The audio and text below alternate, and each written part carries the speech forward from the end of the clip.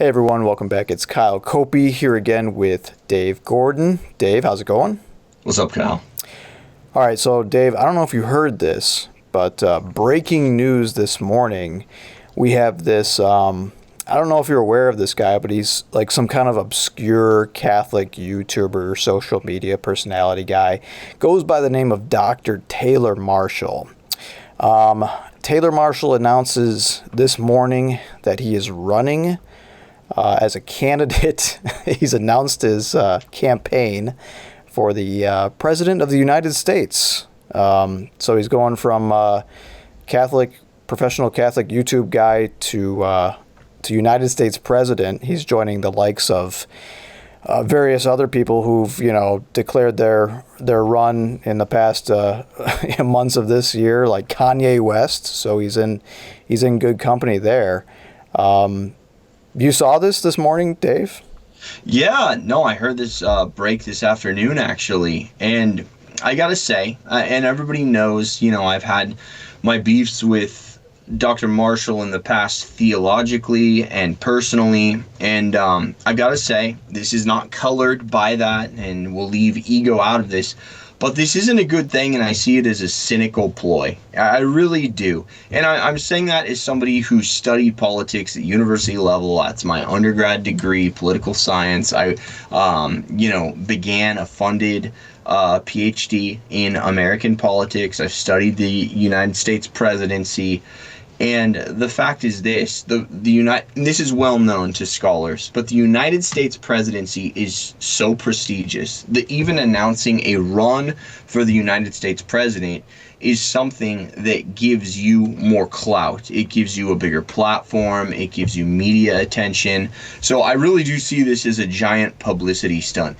Taylor Marshall is not going to win the presidency of the United States. He's not going to come close to winning the presidency of the United States. He's not going to make a splash or even really influence the policies being debated at the presidential level. He's not going to.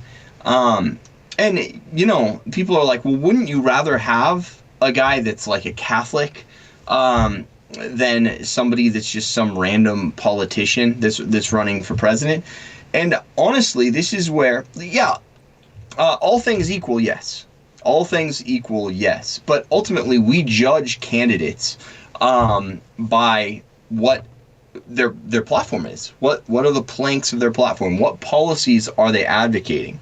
So it could be the case that you have a Lutheran that's advocating for things that align with Catholic moral theology, with the Catholic worldview. He happens to be Lutheran. I'm not saying this would happen. It would be rare. It's, it's like a what if, because that's not likely to happen. But it could, and the fact that he's Lutheran, like, I would vote for him over somebody like Joe Biden or John F. Kennedy, who was a philandering, piece of garbage.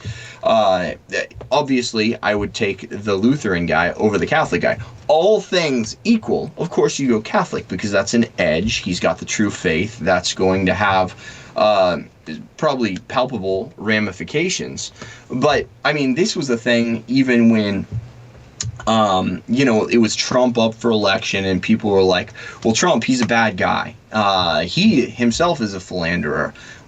He used to be a Democrat. He used to support certain liberal causes, pro-choice, all that stuff. And it's like, well, you have to judge somebody on the quality of the platform they're advocating. And yes, character matters. Character does matter in these things. But that said, well, let's bifurcate that. Let's break it down into these two prongs. Like Taylor Marshall, I'm not a fan of his character. I don't think he has good character. He has a huge platform. He's dedicated it to sensationalism, talking about eschatology all the time, and really making the faith into this big sensational thing, whereas most people would be better served to hear, like, look, yeah, the devil's real. The Antichrist will come. There's going to be an end of the world, but look, you're probably not going to be alive to experience it, and what does matter is you living the day-to-day spiritual life piously and avoiding mortal sin. And he's more of an entertainer. He's using his platform to sensationalize things, and then he's used it for much bad, to sow division and discord in the church, endorsing the SSPX, which was the reason for my original fallout with him in the first place. Calling Pope Francis a heretic, denouncing the Pope, cuddling up to people who are schismatic. Obviously, Pope Francis has had some problems in his pontificate, and you can always call out, errors when the Pope does it, when you're doing it with filial respect and filial piety. But we have not seen that with Taylor Marshall. He's overstepped his bounds quite a few times, and I think he's leading a lot of people out of the church and into schism with the SSPX nonsense that he's been peddling. So let's say there's that prong, and that has to do with his moral character. But second of all, Kyle, we have to look at his policies. And now, what policies would we have in a Taylor Marshall presidency or in a Taylor Marshall campaign for president? What would he be advocating for? And first of all, he's been pretty, it's pretty murky. He's just said some generalizations, which sound pretty good. But here's the thing. He's not a statesman. And it's an act of supreme hubris to think you can just be a guy that has no political experience, no political background. You're not a lawyer. You haven't served time in elected office before. You don't know how things work. You don't know how probably a bill becomes law. You don't really know the role of the American president. It takes some sand to be like, I'm going to go and get this accomplished. I mean, he's talking about, for example, one of the things he's talked about, and, this is a good thing and this needs to happen, but outlawing no-fault divorce. Well, no-fault divorce is something that's handled at the state level. The American presidency has nothing to do with no-fault divorce, nor will it ever. Divorce laws are state law. It's not a federal issue. So, he's saying, I'm going to do this, but he has no power to do that. If he were really interested in no-fault divorce, then he'd run for, the state legislature in Texas. So these are my first thoughts. I don't think highly of his character, and this isn't just, I don't want to go out and detract from somebody, but if you're a public figure, you're more open to criticism. And God knows that if you're going to run for the highest office in the land, your whole life becomes an open book. So that's my first thoughts. You, Kyle, what do you think? I mean, you kind of got into it a little bit when I first heard about this. I think obviously he tweeted it, this morning, and LifeSite News treated it as some breaking story or whatever, and that's how a lot of us found out about it. So if you want to read that article, it's on the LifeSite site. It's decent article if you just want to know what's going on. I don't know if anyone else has picked it up by now, but at least we got the LifeSite article. My first thought was I thought it was a joke, kind of how you said, is he really serious about this, or is it some publicity stunt or whatever, which kind of confused me for him, because I mean, he seems to be doing pretty well in terms of the public eye. I mean, there's obviously a lot of Catholic people know about him. There's even a lot of secular people know about him. He's been on Glenn Beck. He's been on Fox News. So he has a lot of, notoriety in that sense. So it's does he really need an extra thing on his plate by declaring, hey, I'm going to run for, the presidency of the United States? So my first thought was he joking? But I don't think so. I think he even clarified either in the tweet or what he actually said to LifeSite was no, I'm dead serious. I'm running for the presidency. And I said, okay, well, then what are his actual chances here? Well, he even chances to win. It's we all know he's not going to win. I mean, he's not going to win.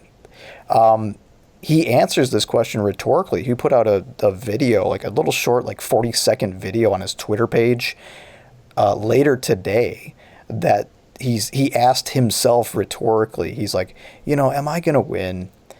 I don't know. I'm like, really, you don't know? Like, you don't know your chances? Like, what are the chances of, I mean, you know this better than me. What are the chances of him actually, making it into the presidential debates? What are the chances of him actually getting on the ticket, right? Yeah, I mean, presidential debates, you need to be polling at 15% to be in the debates, and he's not going to be anywhere near that. And people might point to outlier candidates like Donald Trump. Donald Trump, though, was so famous and had so much money that you even have like 90s episodes of The Simpsons jokingly being like, yeah, Donald Trump's going to be president one day. If you're a billionaire and you're a household name in every place in America, and there are hotels in Las Vegas named after you, you might be able to do this, and you might be able to afford a cadre of advisors that can kind of take you to the top and tell you what you need to focus on policy-wise to actually have a successful presidency. Now, Trump obviously skyrocketed because he focused on the issue that most people see as the strategic number one, the paramount strategic issue, and that's closing the border. Because if we don't alter the demographic change, the trajectory of the demographic change in this country, because the Democrats are refusing to enforce border law by letting in illegal immigrants whose children vote 70% Democrat, then we will lose our country.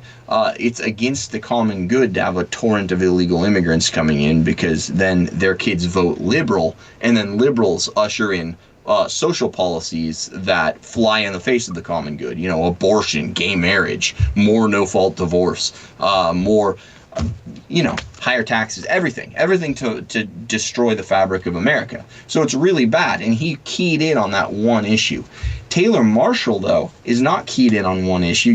He's talked about having a lesser separation of church and state, floating, what was it, anti-usury laws, obviously this states' rights issue, which is the divorce and remarriage, things of that ilk. That's a wider platform. He's not keyed in on the one issue, and most Americans aren't going to be as interested in that stuff as Catholics would be. So again, this seems very cynical to me. One thing, when you add your name to the presidential races, you do get to raise money for your campaign. I just see mixed motives creeping in, and you do get name recognition, and you get free press. The press is so caught, it's so smitten with presidential politics that starting about 2 years out from every election day, you're going to have a certain segment of the news dedicated to presidential politics, who's in, who's out. By announcing, he might get some news coverage foreseeably, maybe even local news, or it's going to be in certain quarters of the internet. We're obviously talking about it. So that is a way to get more publicity and honestly to raise money. I just don't see him as a serious A, politician, but B, national politician. Look, man, it's been since like the early 1900s since even a representative was elected to the presidency, if I'm correctly recalling that fact, and I believe I am. It's like 100 years since we've had a representative go to the presidency. You have to be not just like in Congress, you have to be a senator, a sitting senator, or a governor of a state. You're not just walking into the presidency. You're not going to be a serious contender just being some dad with a webcam. And what was that? Is that all false humility? Oh, I'm just a dad with a webcam. And yet, I think I'm also qualified to be a statesman. And that's one of these criticisms that I've had of all these philosophy guys that weigh into theology anyway. Like, he's a philosopher posing as a theologian online, just like Kwasniewski is. These philosophers posing as, like, liturgical theologians. And now he's a philosopher posing as a statesman. Like, I'm sorry, you don't have the requisite knowledge of American civics to go for the highest office in the land. Why don't you start with, like, your local school board and stuff? Work your way up. I just don't think you have enough to add to the political discourse to merit serious consideration. Somebody that is well versed in how to get things done on Capitol Hill, how to lobby Congress successfully. Because one of the main roles of the president is implementing his agenda by working with Congress and seeing like what levers you need to press in order to get Congress to pick up your agenda. And you generally each term get one big item. Without studying the presidency, without studying American civics, you're not going to know this. So it's an act of hubris. I'm just a dad with a webcam, except I'm going to say the Pope is a heretic, and I am going to run for the highest office in the land with no background in American government whatsoever. I mean, yeah. Yeah, it's a.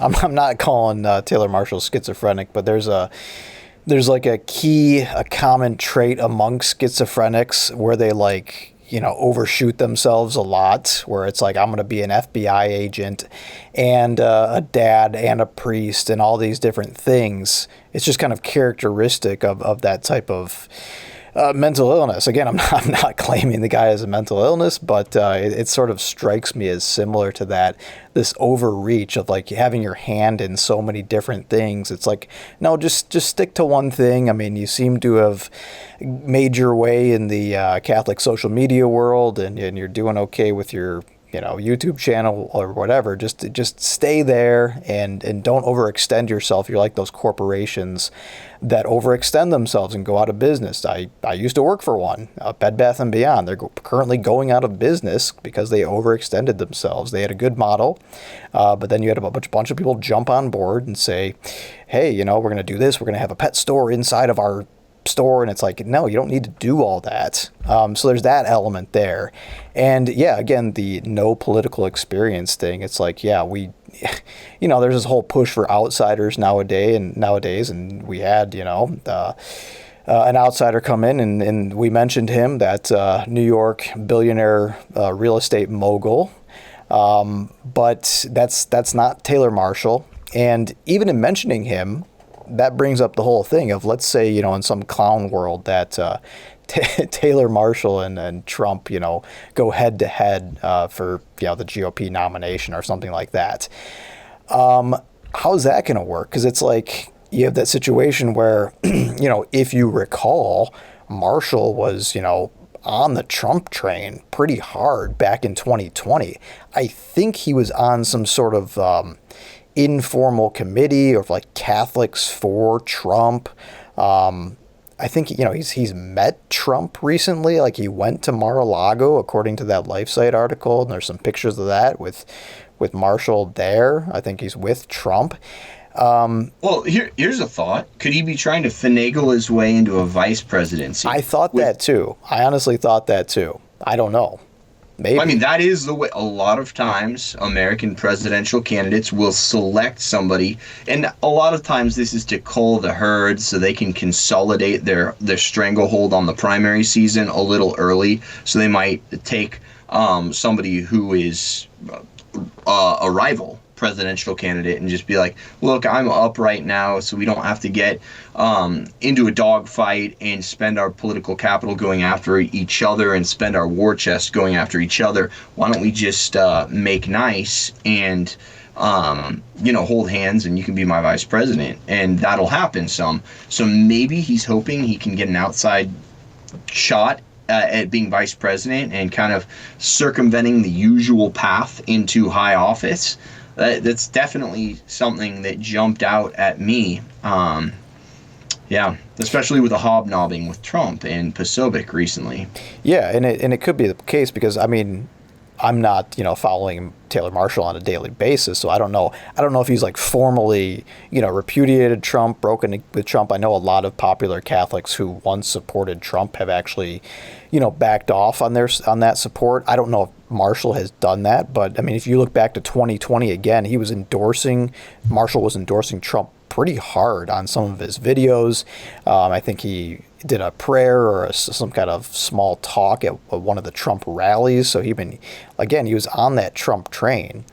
And, you know, having the vote there, it's sort of like the DeSantis Trump thing, you know, is DeSantis going to start attacking Trump? We saw Trump running some of those, you know, anti-DeSantis ads. Like, is that going to start happening with Marshall and Trump? I don't know. Yeah. I mean, in the end, I don't think this is good. I don't think it's a good thing. I'm fed up with Taylor Marshall. I think his influence over popular Catholicism needs to wane rather than waxing. Again, I think he's been a negative influence on the church, and I'm going to give him some propers here, because obviously a lot of people are like, yeah, he helped me convert, he helped me become Catholic, and that's good. That's commendable. I think he's done a lot of damage to the church and to really traditionalism by making traditionalism kind of part and parcel of this quasi-schismatic SSPX movement, or not quasi-schismatic, full schismatic. But I think a lot of people now are, even that aren't full SSPX, are of a quasi-schismatic mindset, and it's because of certain internet personalities, him being one of them, also mainstreaming just criticizing the Pope and making kind of a business model off of criticizing the Pope. A lot of these guys, I think, have been taking unfair pot shots at Pope Francis, who again, I have some disagreements with in certain things where it's proper for a layman to disagree with the Pope, you know, where his magisterium has perhaps been contradicted by previous pontiffs, you know, then I would filially disagree with certain things. But, you know, the way he's gone about it, and taking pot shots. Oh, Pope Francis said don't procreate like rabbits. He calls people with big family like rabbits. No, that's not what he said at all. Like, he's saying the human body has this inbuilt regulatory technique you can use through NFP, and the church has said this is illicit. There is no Catholic teaching that says you have to have the most children that you possibly can. That's just not church teaching, and that's what Pope Francis was saying to a woman who, if she had gotten pregnant, could have endangered her health because she had a health condition. So and that's just an example, like taking pot shots like that doesn't show integrity. If you really want a president who's going to be a good president, you need a reluctant president. That's the American model. That's our first president, a great man in a lot of respects, who, you know, some speculate converted to Catholicism at the end of his life. George Washington. You know, Washington did not want power. He didn't want to be president. Everyone's like, oh, you're a man of virtue, so we want you to be president. And that's who you want to be president, not self-promoters, not people who think that they're the best one for the job. Because in a country of like 350 million, if you think that you're the best one, like if you as a man think you are better than all the other like 100 million eligible men, that's a bit of an act of narcissism, to say the least. So, and that bleeds through, like being able to go out there as, especially an Anglican convert, like, dude, it took you most of your adult life to figure out that Henry VIII couldn't start a new church, and that, like, you know, the King of England could not supplant the Pope in his governance of Holy Mother Church. I don't know. I don't think we need your advice. And this is one trend that I think is gross in Catholicism. We take these converts and we get really excited because it's like they're endorsing us and coming to realize that, yeah, we are right after all the flack we take in the secular media and pop culture. Like, somebody comes over and it's like, yeah, they figured out the right stuff. We're number one. And then we make these people into like mini heroes. It's like, dude, okay, fine. I want to hear your conversion story, but then do me a favor and just shut up for like 2 decades and learn. Shut up for like a decade. Learn all about the faith. Go in the desert, you know, repent of all the sins you committed when you weren't Catholic, but you don't need to tell me about how to be Catholic. I was baptized Catholic when I was a baby. All of my education was Catholic school until college. And I wasn't a good Catholic until college. You know, I fell away more in high school. But I was going to confession at least like, once every couple of months, even when I wasn't a great Catholic, from the time I like made my first confession. I've imbibed the culture. You get that through osmosis. I know what it is. You get that sense of the faith. The sensus fidelium that's like baked in when you are like a cradle Catholic. I just understand and intuit certain things that people who come into the faith might struggle with more. Like, I didn't have to figure out how to pray to Mary. I just grew up doing it. And I was, even in high school, I remember when I wasn't practicing well, I was reading, I read a book on Our Lady of Fatima, and I was always like, yeah, man, I really want to believe this is my mother and I love her, and I really want her to cover me with her mantle and take care of me. And the whole thing is really cool. Like, so these converts who come in, it's like, I don't want to get too far off the beaten path with that, but it's like, take 20 years and figure stuff out. But if you're this guy and it's taken you most of your adult life to realize that of all like the Protestant-y denominations and all like the steps away from Catholicism, if Anglicanism, like, you thought that was the real one, like, come on, just go figure stuff out. But don't pretend to be like Catholic sensei or some living prophet. Not for a while, at least. Go and figure stuff out. And I think that's fair. I think, remember, this is the highest office in the land. This is the guy that's going to have his, fingers on the nuke buttons. This is the guy that's going to be proposing policies to Congress that are going to affect our lives as Americans. Like, all of his life's an open book, and we can vet the crap out of him. And I just, I think in a lot of ways, Marshall is silly. He's silly. Yeah. Yeah, the whole idea of recent converts to the faith, and I know he's not a recent convert, but, converts to the faith, taking that time period of, discernment and learning post-conversion, whether that be 10 years or whatever, that used to be recommended. I can't remember, if it was, some of the great spiritual writers who have talked about this, or if there was anything magisterial on this, I don't know. But I always heard that, when I came back to the faith, I heard that too. And I made the mistake of like wanting to jump in, which a lot of recent converts do, wanting to jump in like feet first and like evangelizing and teaching catechism when you had like no business doing it, because you need that time of not only learning but like purgation from your old way of life. And I know he was coming from a Anglicanism, but it was a Christian background, so he sort of probably had some of that. He wasn't living like a debaucherous lifestyle, but it was Protestantism, so he does have had a lot to learn then. And I don't know how long it was for him, in his own story, where he sort of jumped straight into, evangelizing or becoming a personality again in that sense. So, I honestly don't know. But then to then make the jump to public office after that, it's like, it doesn't make sense. It's sort of a non sequitur to me. Well, you could take the man out of the Anglican Church, but it seems a little bit like you can't take the Anglican Church out of the man so much, because it's like you come over to our house, and then you're jumping on the Pope Francis is a heretic and may not be the Pope bandwagon. Don't do that. Like, dude, come over, but leave the Anglican stuff behind. Like, you're not in a position to judge. You are a lowly layman.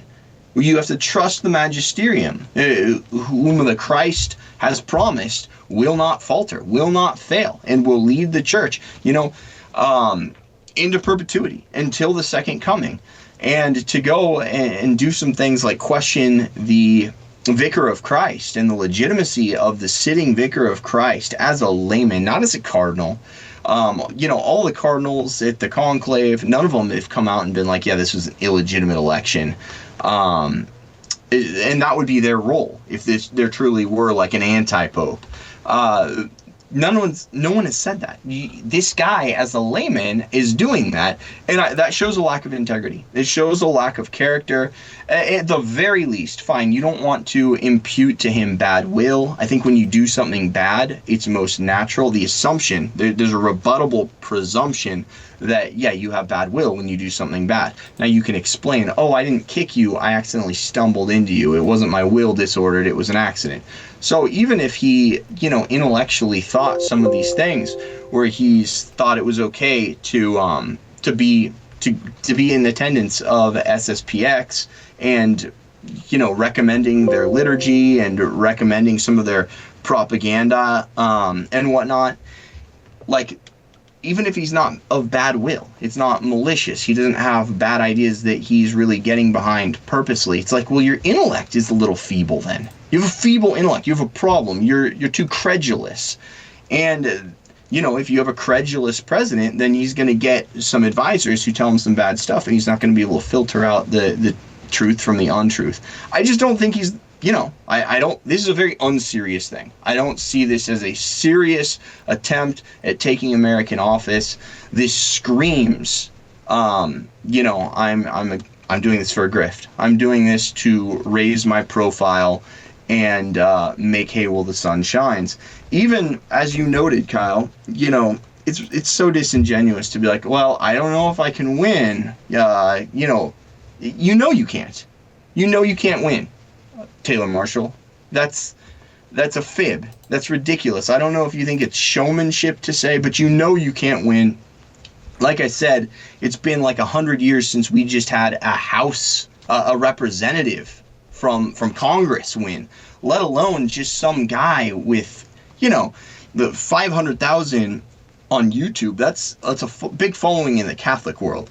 That's nothing in the secular world. What does Mr. Beast have, Kyle? What when we're talking about, like, not little Catholic microcosm anymore. We're talking, just the whole world.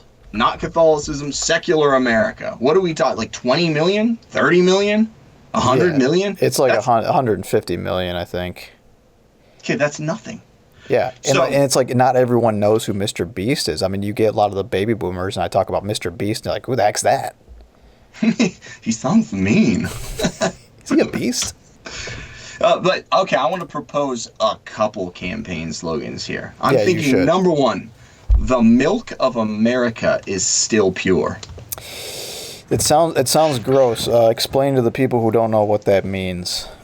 Taylor Marshall had a dream involving heaving bosoms full of milk, and the woman whose bosoms they were represented the church, and she's plagued by corruption, but apparently a voice told him that the milk, the doctrine, is still pure. Now, this is before he called the Pope a heretic, so I don't know I think the milk might not be pure anymore of the church. The milk might be tainted in his view that is the church. And you don't have to take this from me. Maybe we should link to this in the show notes. But yeah, the milk is still pure. The milk of America is still pure. The fabric of the country is intact, even though, there's corruption there. So he's saying you can still drink the milk, I guess. I mean, it reminds me of that, I think Biden made a gaffe just recently about we're going to go out and lick the world. So maybe freeze some of that milk, make it into popsicles, and go out and lick the world. Yeah,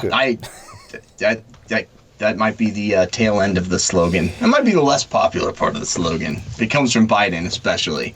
How about Our Lady of Fatima prophesied that I'd be president? A lot of the credulous audience members of Marshall who just eat it up. When he sang things, and it's like, well, the 3 days of darkness, you can buy your 3 days of darkness survival kit at TaylorMarshall.com, along with a copy of my book, Penetration. But, like, there's always the people that are like, oh, Dr. Marshall, you're so brilliant. Rosary, praying hand, like, heart emoji, and then, like, happy face emoji. They're very into the Our Lady of Fatima prophecy. So you can just be like, yeah, Our Lady of Fatima said that Pope Francis is the Antichrist, and then, like, the credulous audience members are like, that's true. I did read something about that in Fatima. So maybe he'd go with Our Lady of Fatima prophesied I'd be president. It's probably in the hidden part of the third secret that is in some locked oaked case somewhere, and yeah, it's that part that the written part.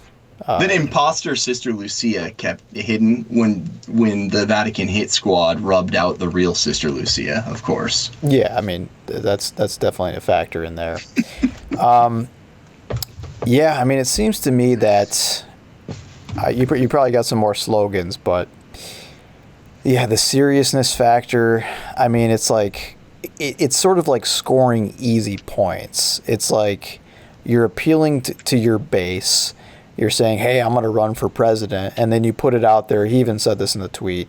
What do you guys want to see on my platform? And put it in the comments to my tweet.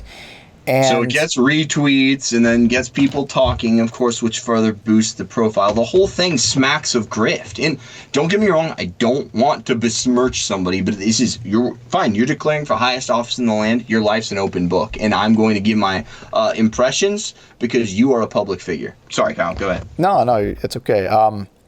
Yeah, I mean, you just say the normal stuff that any, well-meaning Catholic would agree with. Oh, I'm going to outlaw abortion. I'm going to outlaw whatever, pornography and contraception.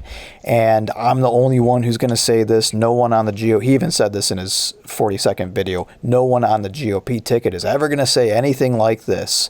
And I'm the one to do it because I'm going to run on, he calls it the Christ the King platform, which, I mean, it sounds nice, but it's like, this is all just fluff. Like, it's not going to come to fruition. And I'm sure there's people out there who are legitimately getting like excited about this, like who think it's actually going to happen. And it's like, I'm sorry to say, like, ain't going to happen, buddy. Well, I can just picture the boomer women like running to their checkbooks now. Like, I will support you to the tune of $1,000 a month if you just campaign for president. Like, this smacks of grift. And I don't think it's good necessarily for Catholicism. I think it's a distraction. If we want to have like a genuinely Catholic president, find a man of virtue, find the most virtuous, plausible candidate, most virtuous, fine. Maybe there's not someone great in Congress. Governor. I mean, this is where we should take a good hard look at DeSantis, and a lot of what he's done is obviously very strong. Now I've him sending diapers to Dave Rubin. Obviously that's cooperation. It was a with onesie. Evil. Yeah, a onesie to the guy who's just adopted. A kid has the homosexual show baby or whatever with his fake husband. He's materially supported that, and that's a bad sign. But until that, there were a lot of really good things to admire about a guy like DeSantis. And he has a very plausible resume for this. Obviously, he's the governor of a really large, important state to the American economy, Ivy League graduate.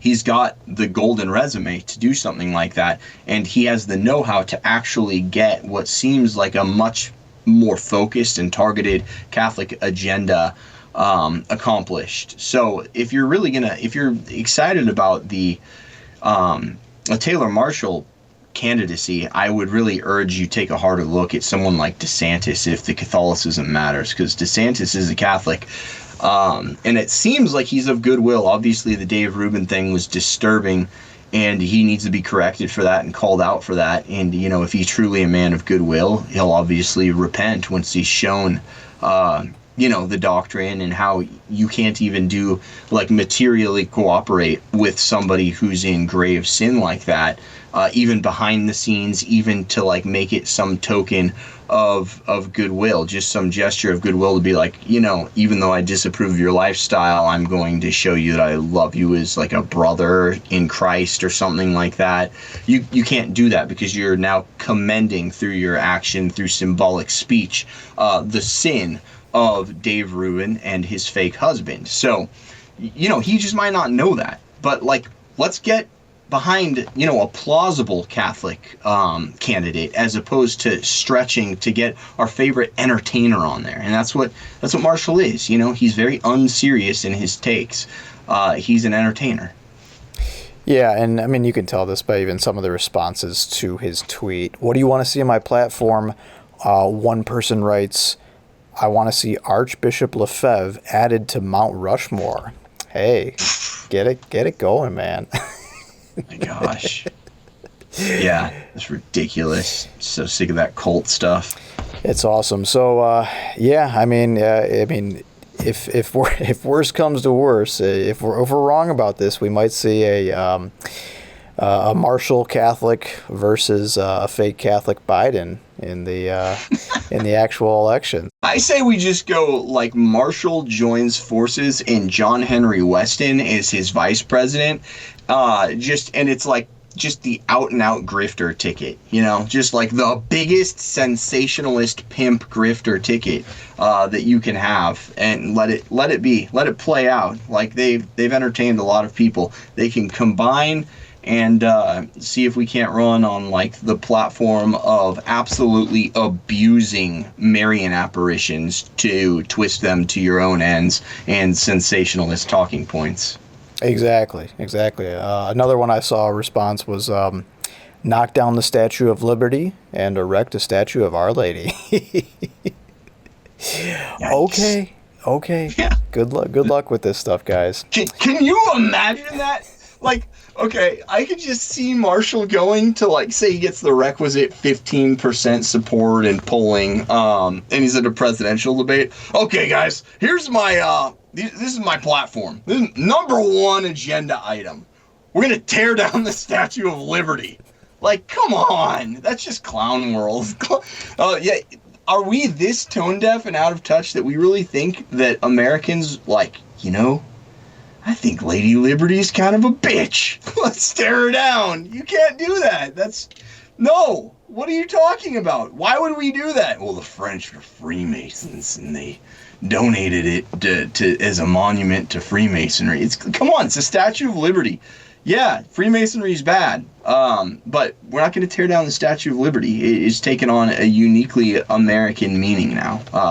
We don't even really terribly like France, so it's meaningful to us. These kinds of ideas. This is so babyish. I think babyish is the word. Yeah, babyish is a good word, and like you said earlier, I'm just waiting for the. I don't know how to campaign fund, whatever the GoFundMe thing that pops up for the support Marshall's campaign. That's coming next. That is coming next. So get your checkbooks out. All right, you want to sign off with that? Yeah, I think that's where we're going. Just put aside, keep Taylor Marshall in between your gas and electric bill, because he will be our next president, people. So yeah, that's all we got. I can see the fireside chats from Taylor Marshall, like, fellow Americans, good evening. Now, what did Our Lady of Fatima say about balancing the budget in the hidden part of the third secret? All right, that's it for me. That's all we got, people. All right, till next time. Dave, we'll see you. Everyone out there, God bless you.